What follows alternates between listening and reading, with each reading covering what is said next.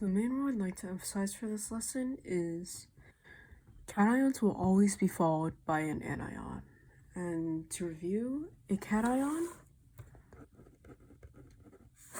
is a atom, molecule, or element with a positive charge. And an anion is the same thing, but with a negative charge.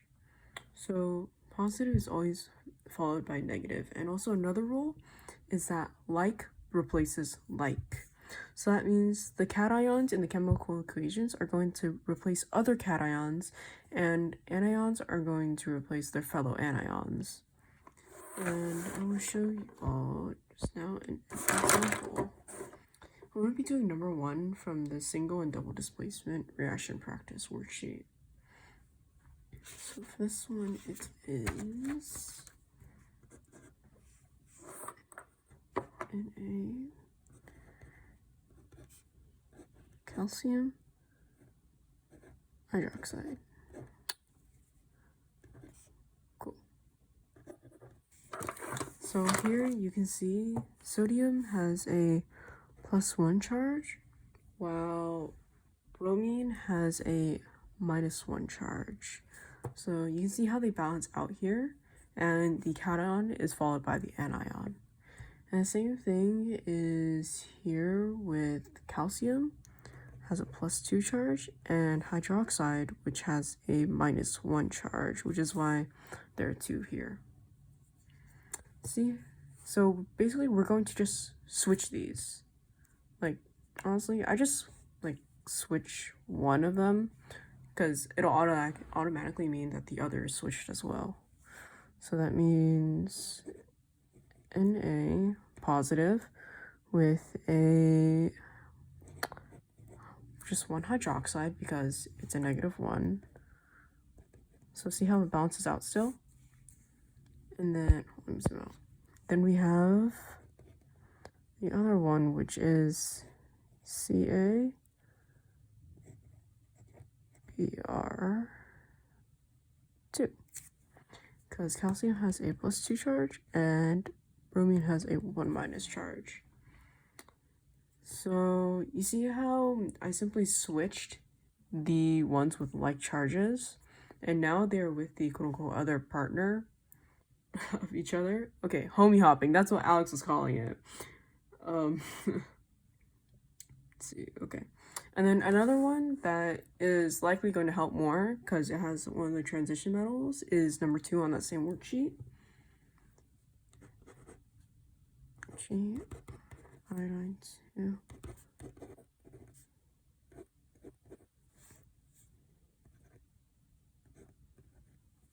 And obviously I didn't really go into balancing necessarily, but if you want a balanced equation here, then this is what you would do.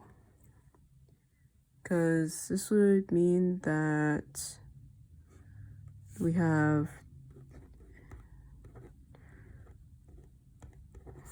and then we also would have 2 calciums. No, I'm a liar. We would not have 2 calciums on the side. We would have 2 hydroxides here. And then on the side, we would also have 2 sodiums, 2 hydroxides,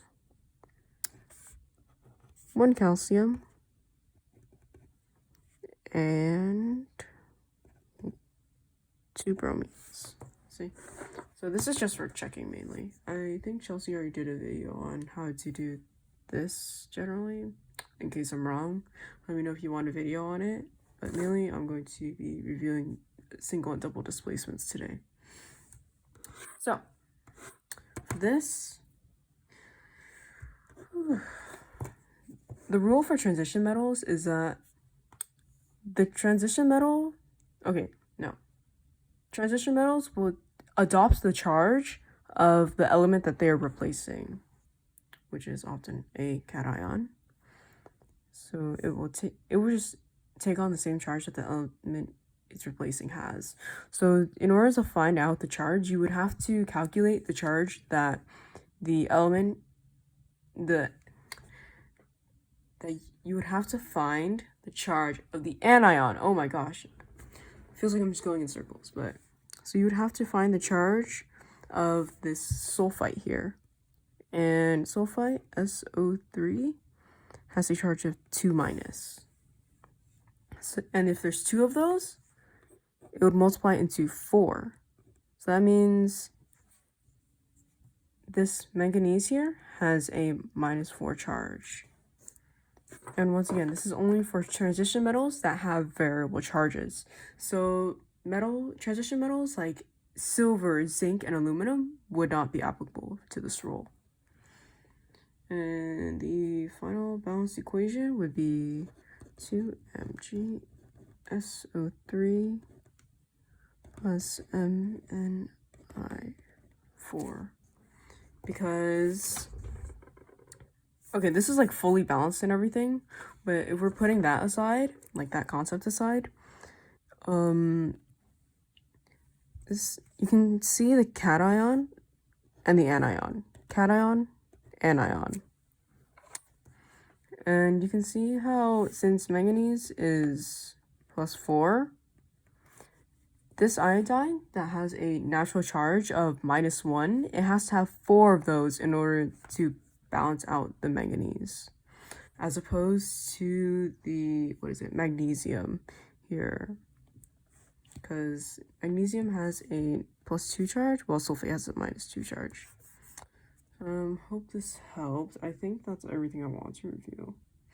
The only difference between single and double displacement is just how many elements that they are replacing. So maybe I should do, because you see how we have, let me get a different color. This will be better. Both of these examples are double displacement, by the way. See how both this element, this element, this element, and this element, they are all interacting in displacement. They're all switching partners. They're all homie hopping. Same here. But an example where that's not applicable would be, I guess we'll do number 3 from that same worksheet.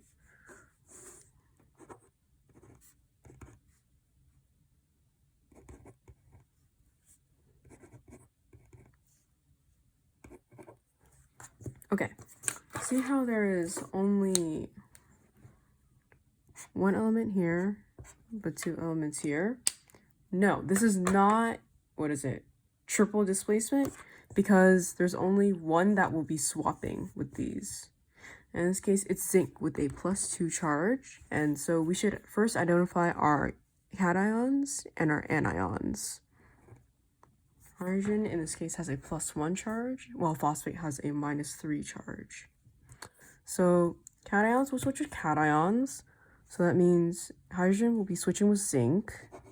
And it doesn't matter what order you put any of these in. I just put it in my personal preference. That makes it easier for me to deal with. So it would be zinc and phosphate. So first you want to switch it before you start correcting the charges. Some people just do it in whatever order that they want to, and that's fine. You also have to remember that hydrogen by itself is going to have a subscript of 2 naturally because it is a diatomic atom. Remember our abbreviation of Hofbrinkel? And this only will apply though, like it will only automatically apply when any element from Hofbrinkel is by itself. So for example, if we had +O, like just randomly an oxygen on the side, it would have to be O2. Diatomic atom. Cool.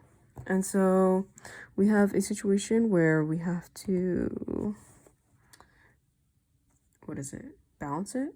Or correct the subscripts, I mean. And so we can just do a switcheroo thing where this would be 3 and this would be 2, because can't forget our parentheses. Parentheses are applicable anytime that you have a situation that there are multiple polyatomic atoms. See, this is technically 2 phosphates, so that's why you still need it. And also it just looks like 42 phosphates. Like, no, you do not have 42 phosphates. And then, of course, I'm not gonna truly like show the balancing process. If you want me to do that, I will, but that's not what this video is currently for. So I'll just put the answer here. And yes, it's correct. I wasn't yelled at for this one, so it is correct. Hope this helps because I can't think of anything that I would say. So that's it for now.